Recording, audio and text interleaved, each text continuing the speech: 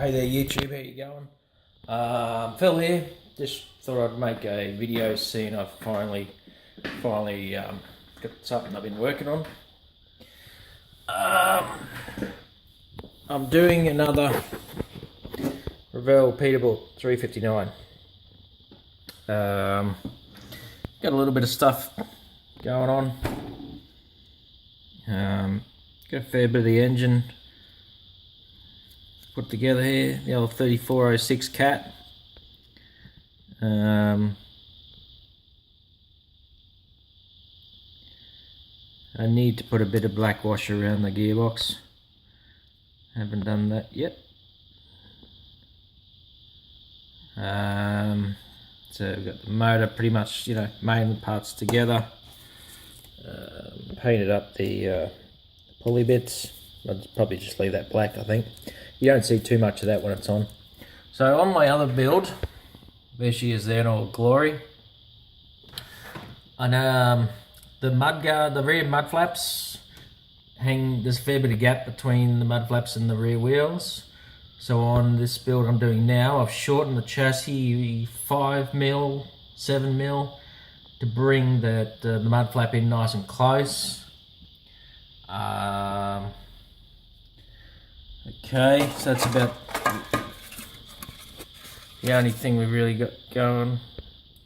I'm not putting the grab rails on the sleeper, so I've filled those holes in, or in the middle of filling them in. Once I've sanded that a bit, we might need to add more. Same on the other side.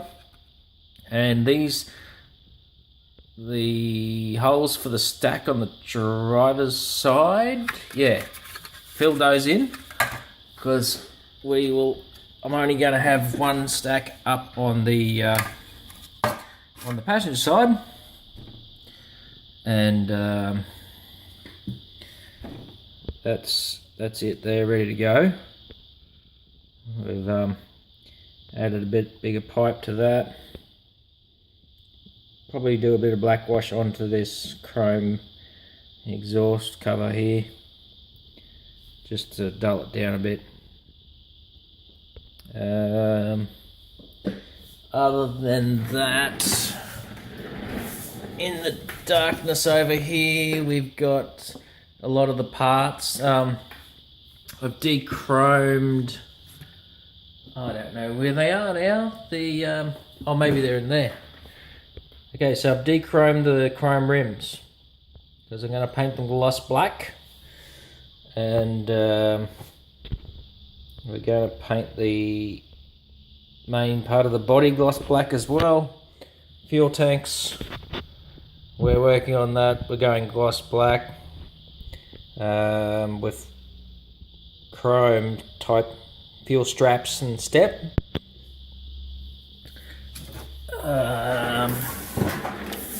Sorry about this. The bench is a hive of activity. Some might say a damn freaking disgrace, but I'd say it's a hive of activity. Okay, so on this build, as you can see there, you got the bar off those mud flaps on the drive axle goes right across. There's actually a groove in the chassis rail that it sits in. I'm not putting those little mud guards on this current build, so I've actually, you might see it, I'm filling it in.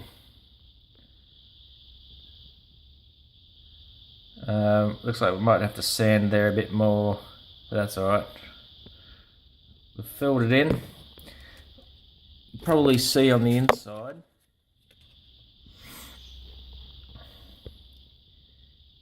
there's a bit of sprue there. So I've glued a bit of sprue in to fill that hole, and the same in there. But anyway, so fill that in. I did want to move the turntable back further. Sorry, fifth wheel, what do you want to call it? But it's all molded in there, and there's a lot of detail that I'd lose, especially on this strip of steel across here on the end of the chassis. So we'll leave that where it sits. The battery boxes, we've de-chromed them. Yeah, so I'm dechroming the grill, but it's not going to be black, it will be silver, chromey sort of. Okay, so that's about it. I love using these Americana craft acrylics, whatever you call them. Chris from Plastics 101, is it?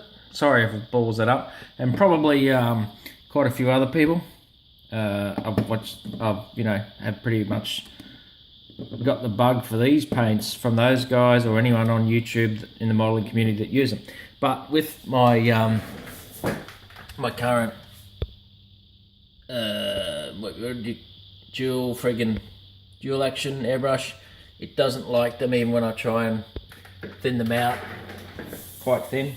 So I picked up a an old school sort of simpler single action airbrush.